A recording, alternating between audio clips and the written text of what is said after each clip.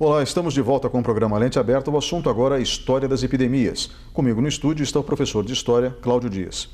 Professor, o senhor é um profundo estudioso do assunto, trabalhou inclusive, se eu não me engano, no Instituto Fiocruz, e eu gostaria que o senhor nos ajudasse a entender um pouco mais sobre esse mal que, pelo que a gente percebe, não é novidade na história da humanidade. Por exemplo, pesquisas arqueológicas descobriram que a humanidade vem sofrendo com surtos de epidemia já há muitos séculos ou não? Sim, na historiografia a gente não trabalha somente com relatos escritos ou com imagens. A gente tem uma arqueologia histórica, digamos assim, e sim, existem diversos campos no globo, nas Américas, que mostram a partir de arcadas dentárias, de ossadas mesmo, né, valas que vão sendo descobertas, pelos pesquisadores, e ali você consegue aferir sobre algumas doenças que acometiam pessoas, aí a gente está falando de muito tempo, antes de Cristo, por exemplo. Né, pode-se conseguir informações sobre isso, principalmente relacionado aos ossos, questão de postura, né, enfim, questão de alimentação também, subnutrição. São estudos, são já hipóteses que apontam a partir desses estudos com ossadas mesmo. Bem, na antiguidade nós tínhamos uma dificuldade muito grande de locomoção. Então, hoje você atravessa um mundo em algumas horas, mas na época não. Na época você levava meses ou anos. Sim. Então, não era uma experiência tão simples, diga-se de passagem. Em alguns casos, quase impossível. As grandes navegações começam muito tempo depois de Cristo. E eu quero que o senhor nos ajude a entender, então, qual é o primeiro grande, como eu posso dizer, desafio que a humanidade enfrenta em relação a epidemias. As epidemias eram localizadas, pelo que tudo indica, mas elas se transformam em um mal generalizado quando, em que momento? Podemos dizer que o caso mais emblemático é aquele que está registrado nos livros de história, de 1347 a 1350, ou seja, a peste negra da Europa? Com certeza esse é o mais emblemático, pela letalidade, pelo número de pessoas acometidas, embora a gente tenha relatos, aí sim, com fontes escritas e por imagens, já no Egito Antigo, 400 a.C., epidemia de tifo. Mesmo a peste, ela já é relatada, salvo ledo engano, na Grécia. Império Bizantino tem uma epidemia lá pelo século VII depois de Cristo, mas de fato, a que fica marcada, inclusive em livros didáticos aí que a gente trabalha com a criançada, é a peste negra, né? A peste bubônica do século XIV, entre 1347 e 1350. Professor, onde surge a peste negra? Ela não surge na Europa, né? Não, ela se manifesta primeiro no Império Mongol. E aí, por rotas de comércio, aí você já está na Europa fazendo ressurgir isso, né? As cidades, rotas de comércio que ficaram travadas por quase 7 séculos, 6 séculos, elas já estão nativas novamente, as feiras medievais já estão novamente, então circula muito produto ali, né? Claro, seria um exagero comparar com hoje, mas um comércio bastante intenso para a época também, só que não circulam somente mercadorias e pessoas, circulam vírus, bactérias, e aí ela chega na Europa, primeiro pelo Oriente, chegando até a Inglaterra, depois ela faz um contorno, né, ao norte, pelos países escandinavos e na Rússia, onde ela abranda, e passa também pelo norte da África, também ela atinge ali. Então, podemos dizer que para o mundo conhecido da época foi uma pandemia. Para o mundo conhecido da época, tirando o continente americano. Sim, pode ser considerado. O senhor relatou então o circuito que a doença fez, vindo do Império Mongol, passando pela Europa, indo para o norte da África, mas quantas pessoas morreram com a peste negra e quais eram as características, os sintomas da doença? Em quantos dias alguém com a peste morria, por exemplo?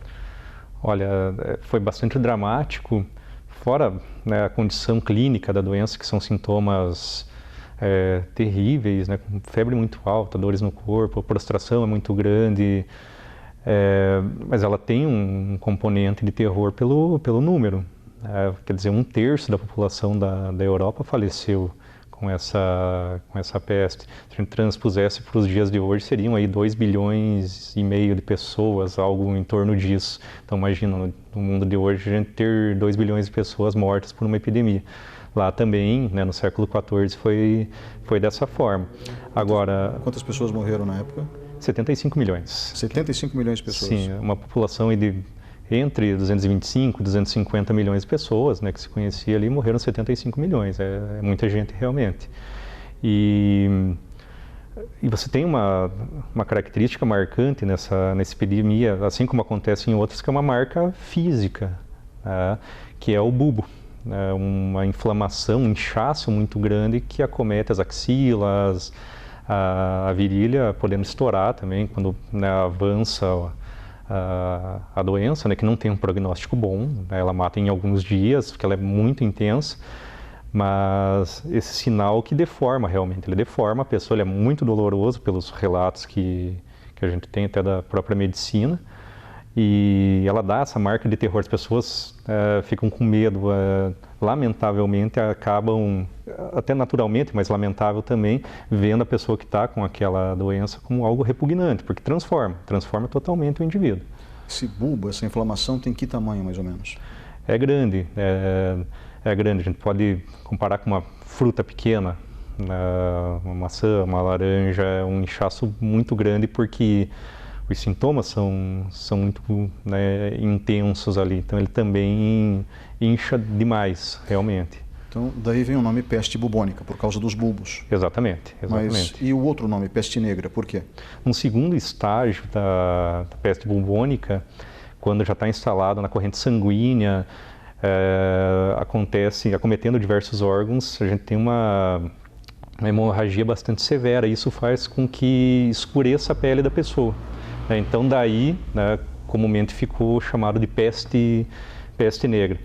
É importante relatar que esse não é o último estágio, o último deles talvez seja o que mais apresenta letalidade, porque quando ele se instala nos pulmões, daí o contágio ele não é por vetor, né? A peste negra ela começa com a picada da pulga em roedores, depois no ser humano, mas quando atinge os pulmões já não precisa mais disso. Ela passa de humano para humano. Daí explica a altíssima letalidade e quase toda a população foi acometida, né, porque é muito fácil a transmissão.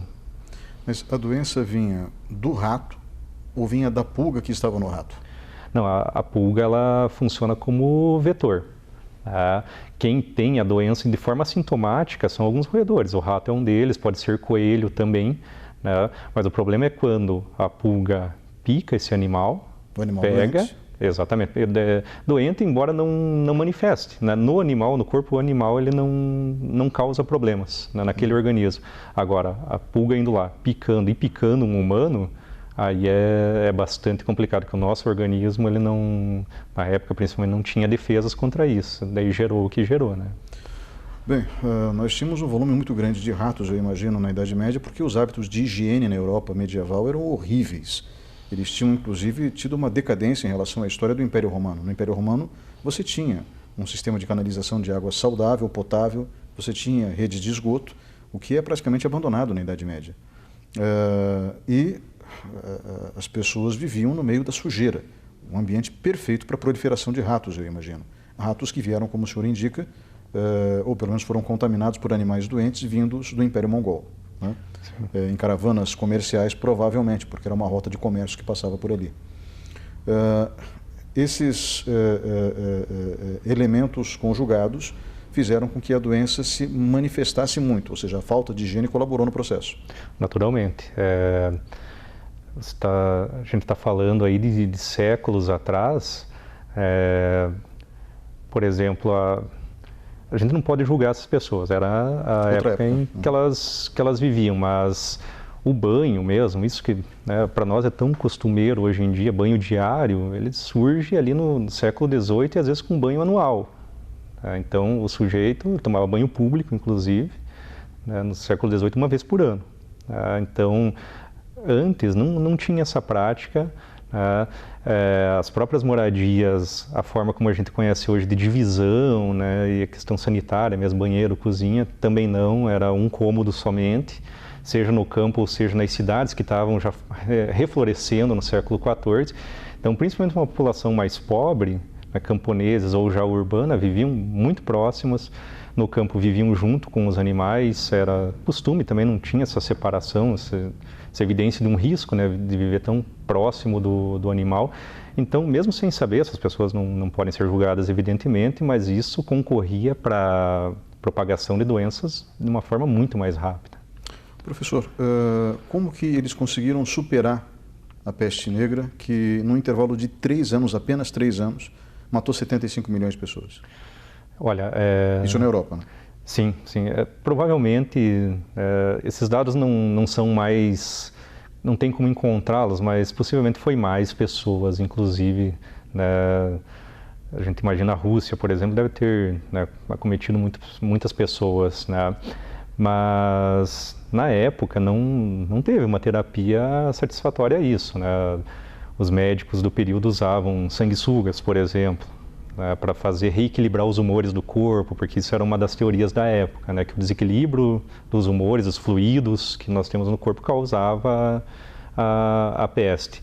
Então usava sanguessugas, teorias com purificação, fogo, mas efetivamente não teve, né, a ciência estava num outro patamar.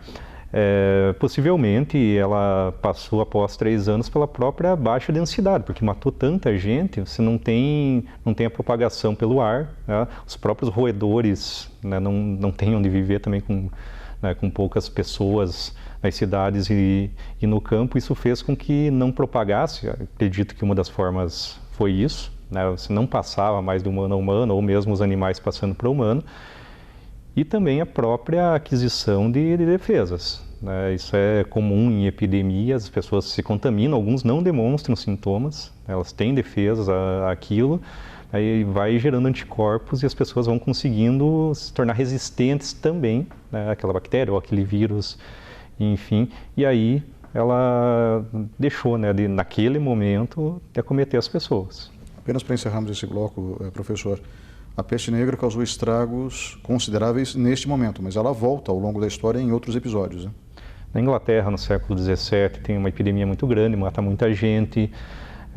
Até o século XX, até o limiar do século XX, você tem ainda.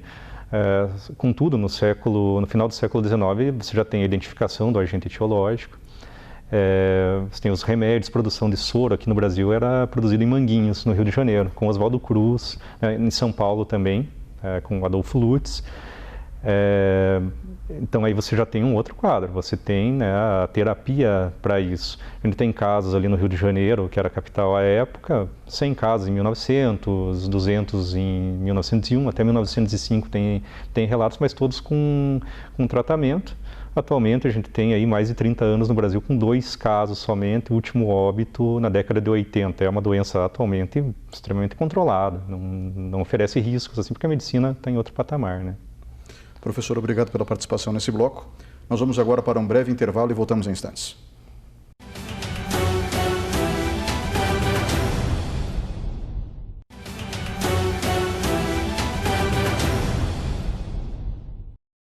Olá, estamos de volta com o programa Lente Aberta. O assunto continua sendo a história das epidemias. Comigo no estúdio está o professor de História, Cláudio Dias.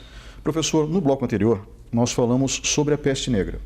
Eu gostaria que o senhor nos ajudasse a entender agora que outros momentos difíceis a humanidade atravessou em relação a doenças que se espalham de maneira muito agressiva.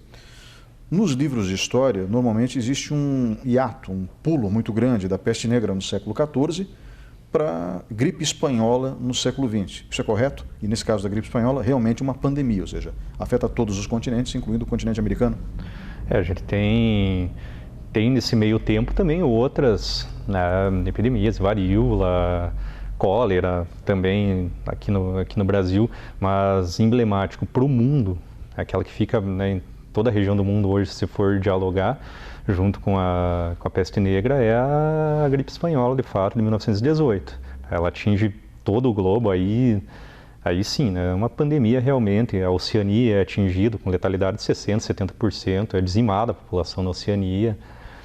Brasil tem muitos casos, embora se aponte a cifra de 30 mil casos, talvez não esteja correto, porque foi uma pandemia de proporções avassaladoras, assim, muitos casos em outros países. E também, né, um quadro bastante complicado de sintomas, né, as pessoas morriam por asfixia, o pulmão não comportava líquido, acabava asfixiando as pessoas, fora todo outro quadro de sintomas.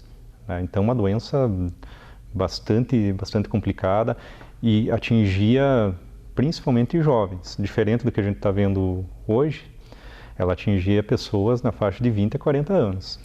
Professor, se fala em 50 milhões de mortos, mas algumas pessoas dizem que pode ter chegado ao dobro disso, 100 milhões de mortos em 1918 e logo depois de 1918, começo de 1919.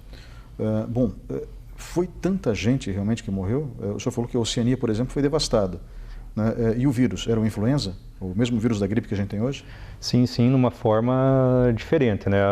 O grande problema dessa família de vírus é só a mutação, né? A própria gripe aviária, posteriormente, ela é uma outra variação, mas sim, era uma gripe, né? Só que muito mais grave do que a gripe comum.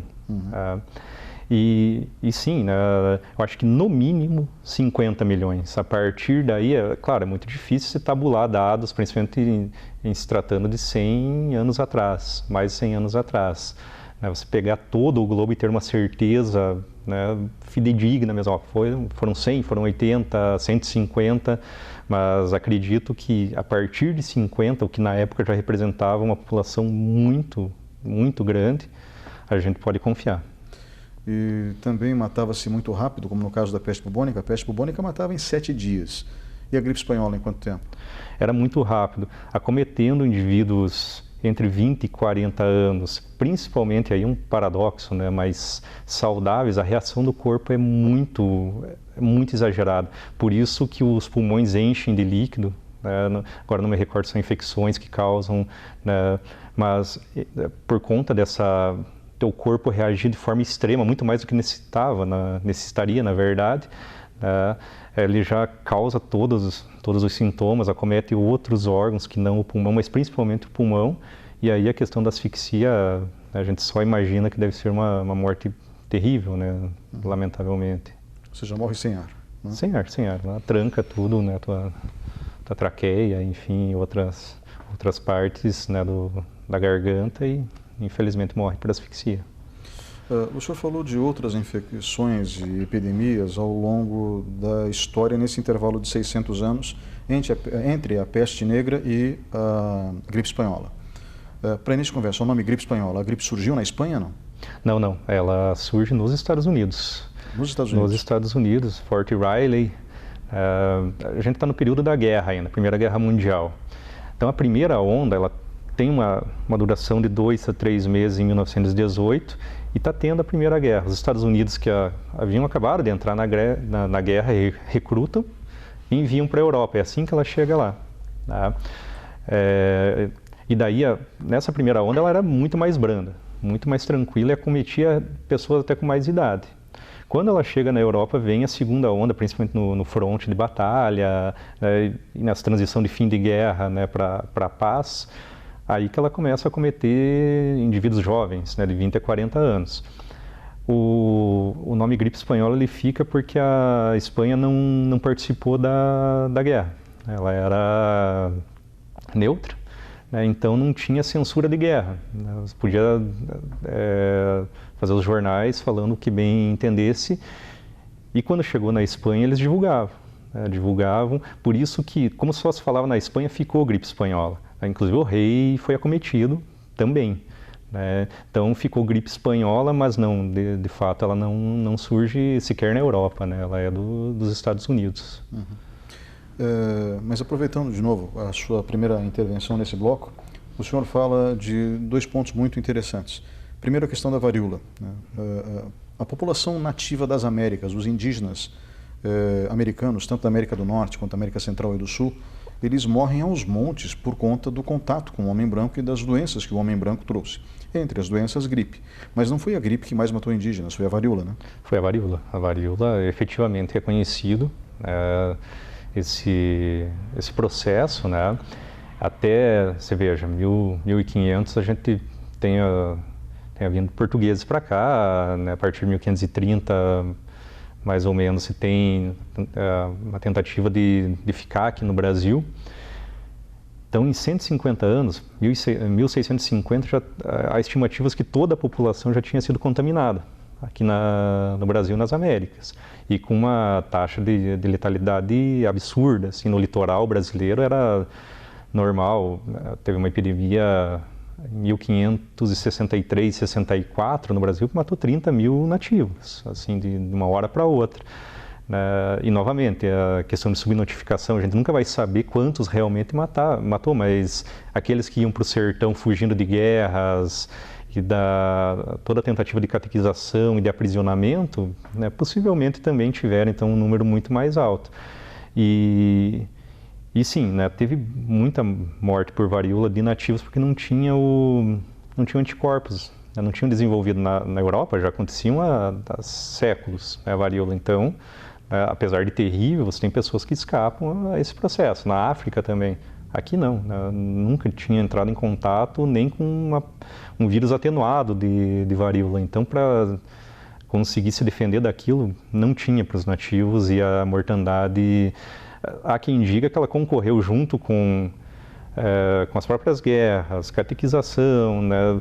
Ela concorreu também para o extermínio de tribos inteiras. Professor, outra coisa que o senhor mencionou no início do bloco foi a questão da gripe aviária. Nós tivemos no começo do século XX 2 epidemias que foram devidamente controladas, a gripe aviária e a gripe suína do H1N1. A mortalidade no caso da gripe aviária é muito maior do que no coronavírus, né? Ela não... Como ela foi controlada ali entre 2003, 2004 e 2005, quando se verificou casos em humanos, ela não, vamos dizer que ela não progrediu, não se tornou uma pandemia em humanos. Mas nesses poucos casos que foram verificados, aí a gente está falando de, entre 2003 e 2008, 350 casos, mas está falando de uma mortalidade de 250. Então, de 350 casos, morrer 250 pessoas, ela é altíssima. O que levou um grande temor, né, da OMS principalmente. Então, conseguiu-se mexer muito rapidamente para controlar, e daí o sacrifício, né, de frangos, milhões de frangos abatidos, né, para que não passasse para o humano, porque o que ficou desses casos são surtos, na verdade. Lá em 2005, 2006, é um grande temor que ele chegue de fato, como hoje a gente tem o corona, aos humanos. E esse temor, ele é dito pelas autoridades que, embora controlada de uma maneira muito efetiva, no século XXI a gente não vai escapar de uma pandemia causada por um vírus que vem do frango.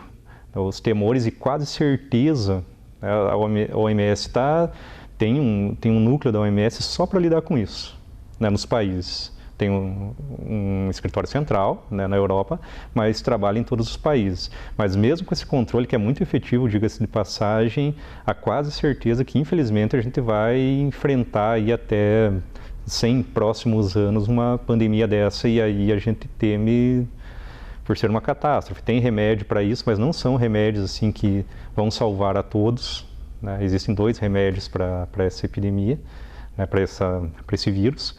Mas a letalidade é muito, muito alta, principalmente, novamente, uma diferença, né, entre adolescentes e crianças. Isso que foi verificado, é muito estranho, inclusive. Atinge adultos, atinge idosos, mas quem mata são adolescentes, até os 20 anos, mata-se muito. E, por fim, tivemos, 10 anos depois, a gripe suína, ou seja, H1N1, que ainda mata até hoje, né? No ano passado, no Brasil, morreram aproximadamente umas 800 pessoas, se não me engano, 700, 800 pessoas de H1N1. Mas, diferente do coronavírus, é fácil identificar e a transmissão não é tão alta quanto no coronavírus, né? Não, ela tem uma transmissão, inclusive saíram estudos recentes, muito mais baixa. O coronavírus tem uma capacidade de de se transmitir de pessoa a pessoa, mas muito mais rápida, com uma letalidade muito maior também. Então, o H1N1, em 2009, ele mostrou muito mais um temor, e justificado, eu me lembro, eu estava com muito medo, né, possivelmente tenha acontecido com você também, e com a população em geral, mas, sorte nossa, ficou muito mais na promessa de uma, né, mortandade muito grande do H1N1, do que efetivamente foi. Não desconsiderando os 5.000 casos que a gente tem no Brasil, né, letalidade de, não me recordo se são 300 ou 200 casos, a gente já superou isso com o coronavírus. Um mês, lá em 6 meses a gente teve 5.000 casos.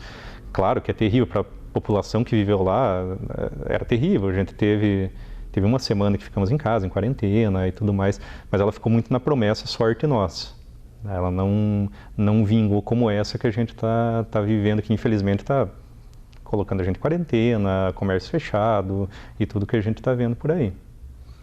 Professor, eu gostaria de agradecer a sua presença hoje aqui, dividindo seus conhecimentos sobre a história das epidemias conosco. Eu que agradeço. Nós conversamos com Cláudio Dias, professor de História, sobre a história das epidemias. Vamos agora para um breve intervalo e voltamos em instantes.